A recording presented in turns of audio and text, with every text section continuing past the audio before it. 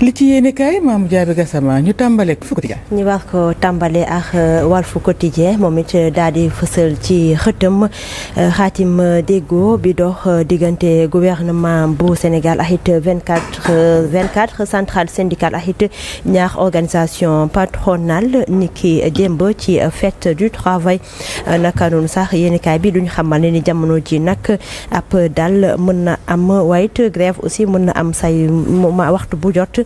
waxtu bu nekk naka noonu tamit ñu gis ne kii di Mody Guiro nekk secrétaire général bu CNTS ci biir yéenekaay bi nee na nag bi ni mel nekk na lu am solo ci taarixu réew mi kii di Baydi Agne nekk président wala sax njiital CNP moom it nee na bi li xaatim déggoo baax na ngir suñu entreprise yi ak it réew ko Sénégal kii di Ousmane Sonko moom it nekk élimaan jëwriñ yi nee na kenn mënut avancé bàyyi keneen ci sa ginnaaw ba tax na sax ñu daal di fësal seeni photo ci biir yëkkaay bi. ni ñëw maamu ci Le Soleil. Le Soleil moom it daal di wax ci xaatim déggoo bi amoon ni ki démb ci noonu sax ñu daal di wax ci pacte de stabilité sociale bi ñu ñuy xamal ne sax ni ab xaatim déggoo am na nguur gi nag patronat it syndicat bi nag ñoom dañuy pox ndolu rek ci fête 1er mai bi rek ngir rek ñu daal di amal boobule trêve sociale ci diirub ñetti at ci biir yéenekaay gi tamit kii di président Bassirou Diomaye Diakhar Faye nag mi ngi ñaax gouvernement bi ngir ñi daal di wegg bépp déggoo bi dox diggante ak ñoom Ousmane Sonko nekk élimaan jëwriñ ci ne dañoo bëgg rek ñi daal di am ab économie inclusive bi nga xam te sax dina tax ñi daal di ko mën a redistribuer. ci beneen Quotidien 24 heures. 24 heures moom it daal di feelu Le Soleil ak it Walf Quotidien daal di wax ci signature pacte de stabilité sociale bi mu ngi rek ñu daal di am ab croissance inclusive ak it durable ñu ne nag naam nag dinañ am ab dal ci diirub ñetti at ñu daal di ne rek ni bi li xaatim déggoo nag dina tax rek jàmm am fii ci Sénégal waaye itam koom-koom gi nag ñi mun ko suqaliku kii di Ousmane Sonko moom it daal di dalal xelu ñi nga xam te sax ñoom lañ amal xaatim déggoo boobule ci biir yéenekaay gi. ñëw ci l'info tamit daal di wax ci signature pacte de stabilité sociale bi nee nañu nag ab yaakaar jib na ci parti ak it kii di élimaan jëwriñ yi Ousmane Sonko daal na dalal seeni xel moom Ousmane Sonko sax nee na nag dañoo bëgg a amal ab maison de verre waaye tamit lépp daal di leer diggante ñoom ak ñi nga xam te sax ñoom lañ sëqal boobule xaatim déggoo nee na bëggul dara di ci lëndëm waaye moom ñaax na ministre yi nag ngir rek ñu mën a amal ab communication ak it ñi nga xam te sax say su ne ñoom ñooy leen di fëgg ngir rek ñu mën a amal ab waxtaan ndaxte nee na waxtaan bu amee rek dana tax rek réero du am seeni kàddu mi ngi ci biir yéenekaay gi. ñëw ci Source A moom it daal dina wax ci xaatim déggoo boobule sax bi dox diggante patronat bi centrale syndicale yi ak nguur gi nee nañu kii di Ousmane Sonko nag Sonko tout sucre tout miel démb nag dafa daal di neex dret lool moom Ousmane Sonko buñ sukkandikoo ci Source A waaye te sax ñu daan ñu xamal ne sax ni jafe-jafe yi nga xamante ne sax moom la réew mi di jànkonteel nee nañu nag baaxut benn yoon ci patronat bi ak it syndicat bi waaye it ak nguur bi fi nekk yaatal gi mi ngi ci biir yéenekaay gi. Le Quotidien là ce point actu. Laas moom it daal di wax ci fête du travail bi waaw daal di wax ci fête du travail daal di fësal photo kii di Abass Fall nee nañu nag moom liggéeykat yi nga xam ne sax dañ leen licencié nag jot nañ ko yuuxu daal di yor benn cercueil bi nga xam ne sax day woon ni ñoom jamono ji sonn nañu lool gannaaw rek biñ leen licencié te luñ bëgg rek mooy ñu daal di leen jëlaat ñu wëyal seeni liggéey. voilà ñu ñëw le quotidien le quotidien.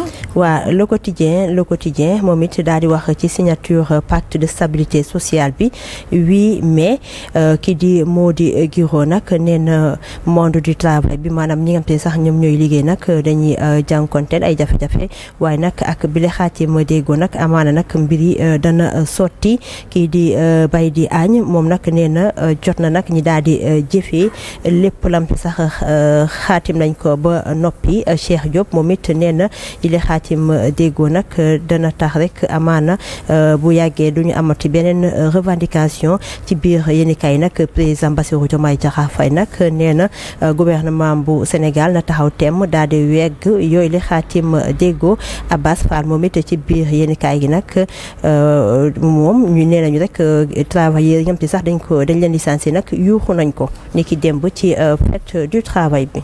La Tribune moom it daal di feelu le quotidien daal di wax ci xaatim déggoo bi dox diggante gouvernement bi syndicat des travailleurs ak it association employeurs yi nee nañu sax bi le pacte nag ab trahison la ci noonu sax nee nañu syndicat yi nag ñoom dañ leen daal di jàmm ab paaka ndaxte rek am na ay travailleurs wala sax ay liggéeykat yi nga xam ne sax ñàkk nañu seeni xëy waaye tamit nee nañu bi le pacte de stabilité sociale ñoom seen xel dalu ci benn yoon. ñëw ci Sud Quotidien.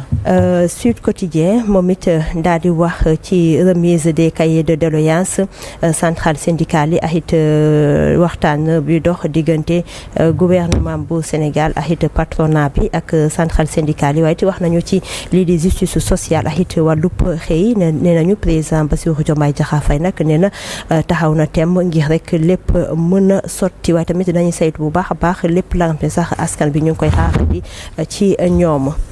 ñëw ci yor bi moom it daal di feelu Sud Quotidien daal di wax ci pacte de stabilité sociale bi nee nañu président Bassirou Diomaye Diakhar Faye nag taxaw na temm ngir lépp mën a sotti ak it kii di Elimane Djibril Ousmane Sonko moom it ay kàdduwam mi ngi ci biir yéenekaay gi ñu gis ñoom ñaari seeni photo ci xëtu yéenekaay gi.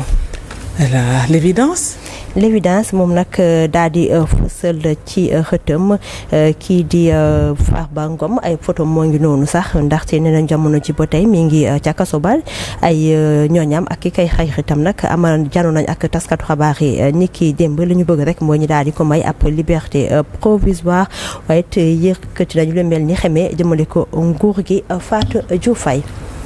ci donc voilà. bari nañu loolu la. moo gën a fës ci yéenekaay waaw moo gën a fës ci yéenekaay yi ni ki tey si suba. incha allah yaatal ci diggu bëccëg bi lay doon. dañ ci ànd ak Omar Bun Xataab Gueye incha allah rabbi moom la ñuy àndal su boobaa. jërëjëf Mame Gaby Gassama donc ci li nga ñu indil xel dem ci Abdoulaye Bopp foofu ca Diofior ak centenaire Diofior. war nañ fa dem. clin d'œil à lui, clin d'œil également maamu à Seydina Omar Ba. waaw voilà gis nañ lu gën a fës ci yéenekaay yi donc doyen Mademba Ramata Dia bokk na ci lii di fête 1er mai bi gis nañ signature du pacte de stabilité sociale ñu ne trêve de grève, une signature de première main, oui à une trêve sociale de 3 ans, l'espoir des partis et les assurances de Sonko. Abbas Fall donc ci 1er mai bi bokk na ci li ñu fësal 8 mai Farba Ngom et sympathisants donc qui plaident pour une liberté provisoire doyen.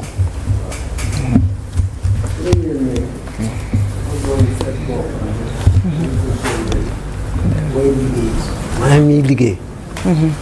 léegi nag origine am fan la jógee. 1886. dëkk bu ñuy wax États-Unis.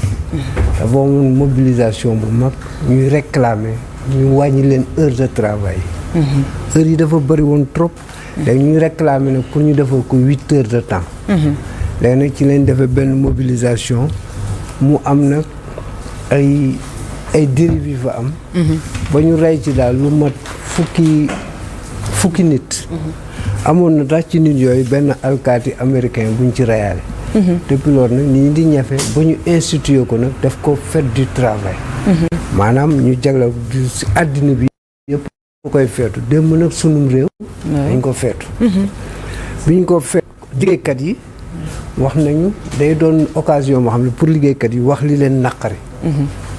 liggéey aussi wax li ñu bëgg ñu defal leen ko. wax aussi seen mëbët ak li ñi dina doon occasion aussi pour centrale yeeg ak syndicat sectoriel yi.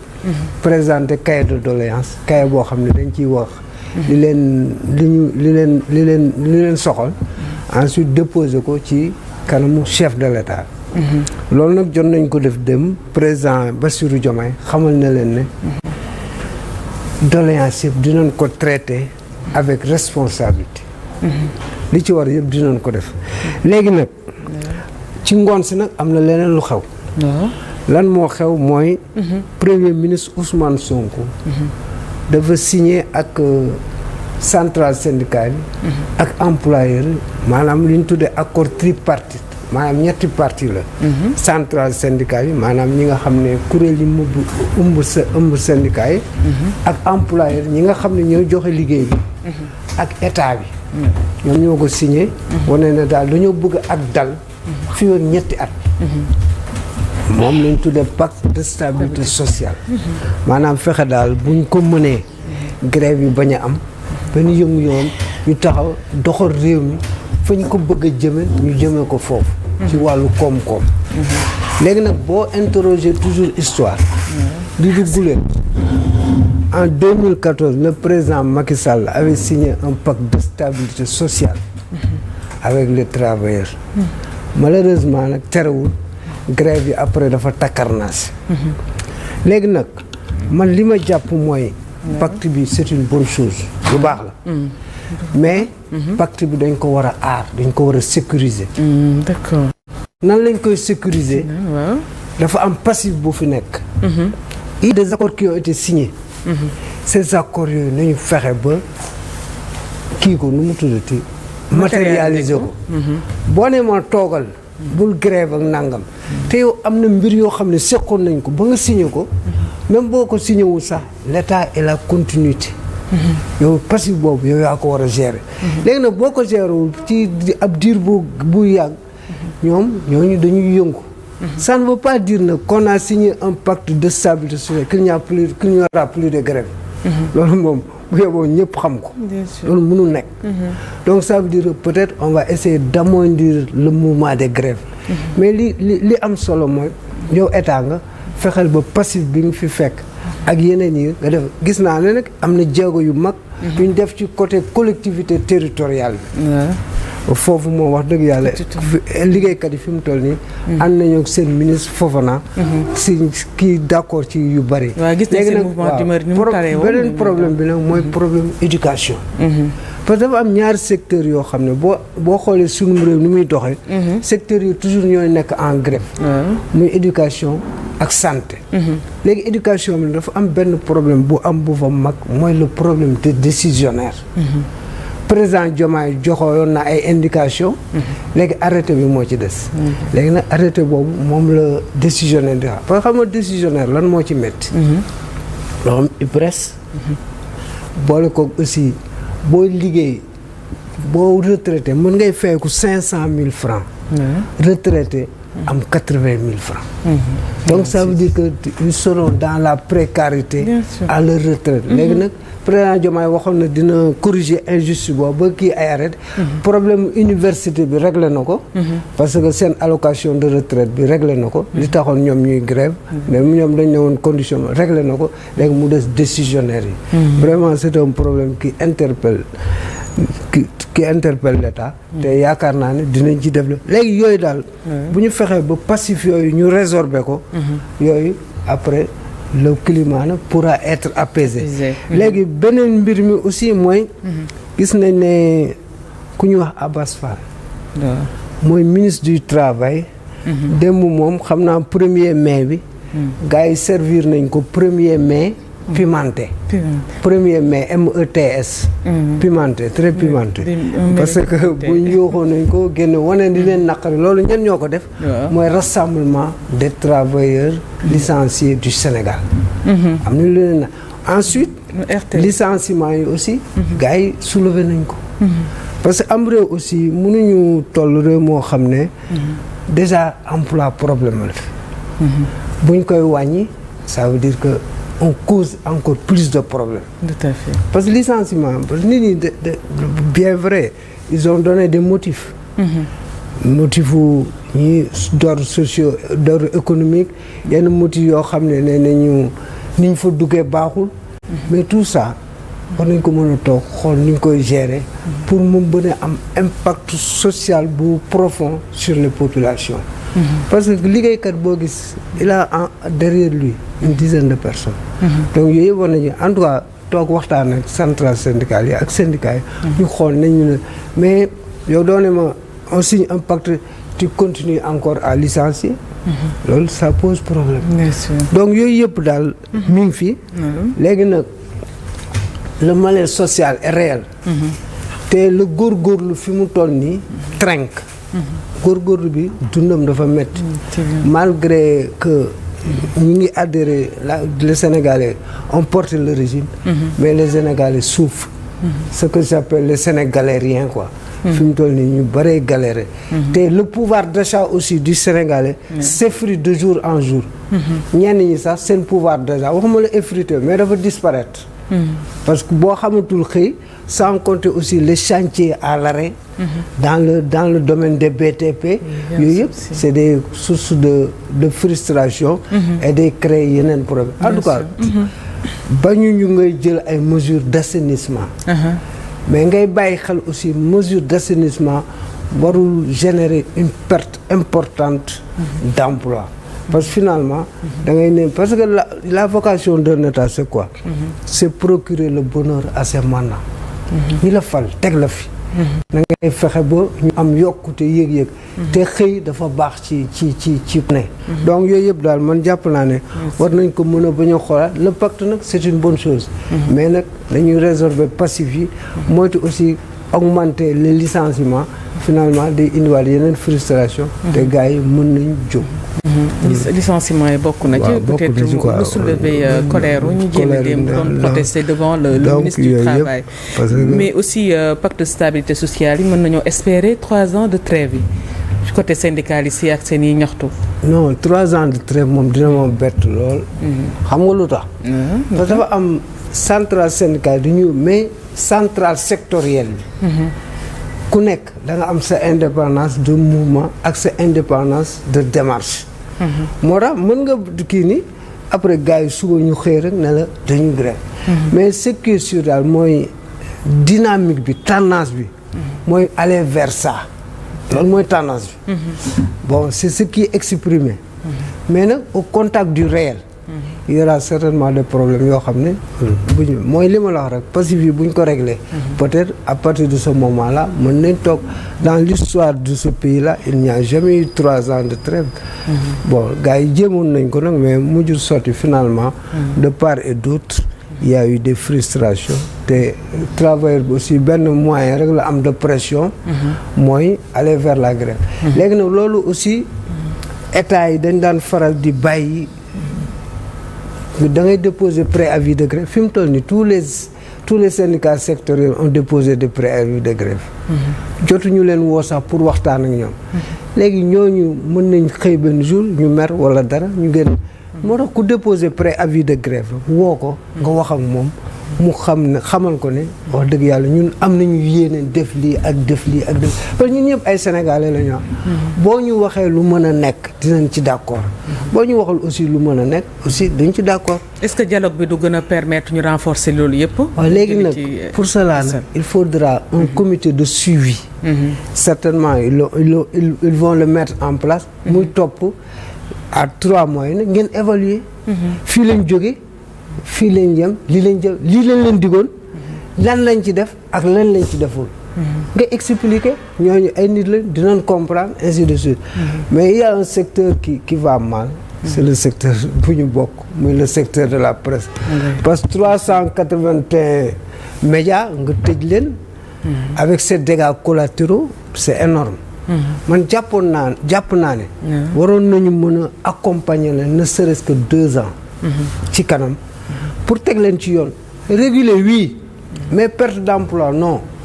réguler ñun ñëpp a ci d'accord tout le monde est d'accord que le milieu de la presse doit être assaini.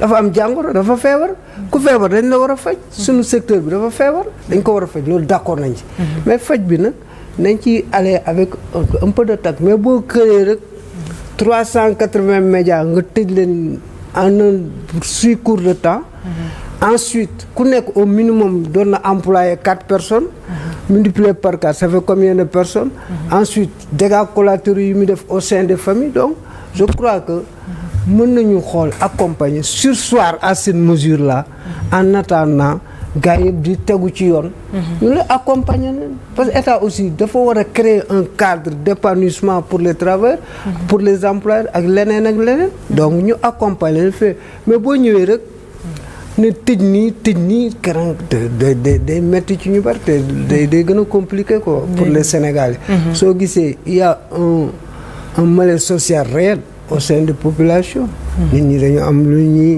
ñàkk seen liggéey ñi am lu leen metti ainsi de suite donc yooyu yëpp yow yaa ko war a tempérer en tant que État par des actes yoo xam et puis ñu waxtaan ak nit ñi parce que un peuple kenn du ko gouverner da nga koy diriger noo koy diriger par l'exemple par la concertation parce que un peuple a besoin de grands consensus quoi voilà ñu terminer doyen ak sympathisant wu Farba Ngom yi génn donc di plaider pour une liberté provisoire waaw xam nga c'est normal quand même parce que ku ñu jàpp sa mbokk wala koo xam ne jege na la c'est normal nga wane ne naqari na léegi nag li ci des mooy mbir mi ma nga ca yoon ñoo ngi def seen liggéey léegi nañ leen bàyyi ñu xool di def parce que man jàpp naa ne pôle judiciaire financier bi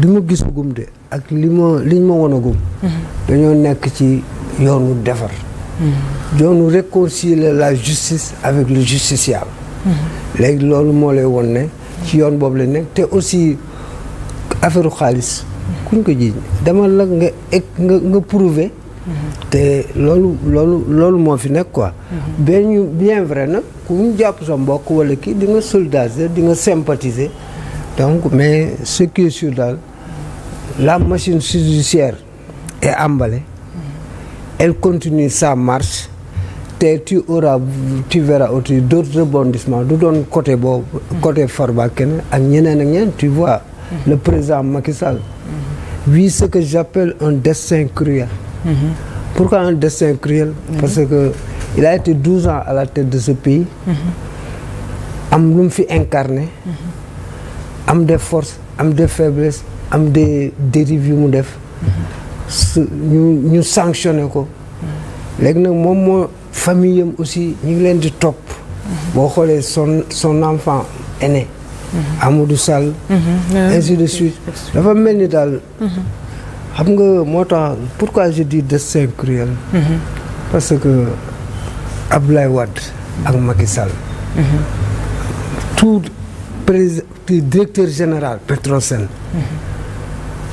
décret Abdoulaye Wade moo ko signé ministre de l'énergie et des mines décret Abdoulaye Wade moo ko signé ministre de l'intérieur Abdoulaye Wade moo ko signé premier ministre Abdoulaye président de l'Assemblée yooyu yëpp décret yooyu et puis ak yéene bu mu amoon ci yow mu wàcc nga jël doomam ne ko ràpp ci kaso bi tu vois comment l'histoire est cruelle te aujourd'hui on poursuit son fils il est hors du pays léegi nag la question mooy comment faire pour ramener Amadou Sall dans le pays léegi foofu mooy question parce que convoqué nañ ko le 7 mai il est présent mi ngi fi mu toll nii Maroc est-ce qu'il sera là Karim moom bi ñu ko woowee sax ñëw na léegi on va voir avec Amadou Sall lan lay def ndax dina ñëw wala du ñëw mais en tout cas àdduna nii la demee da ngay def ay action ci ay nit mu dem ba à un moment de l'histoire mu dellu ci yow en tout cas la roue tourne malheureusement pour lui c'est ça en tout cas di la jaajëfal rek bu baax a baax doyen Mademba Ramata Dia waaw man de maa lay jaajëfal jërëjëf noonu la ñuy ñëwee léegi ci yeneen étape réveil bi waaye laata boobu dañuy nuyu Mame Khady Diéry Fall Mame Khady di nuyu di la ziar naan la jumaa mubarak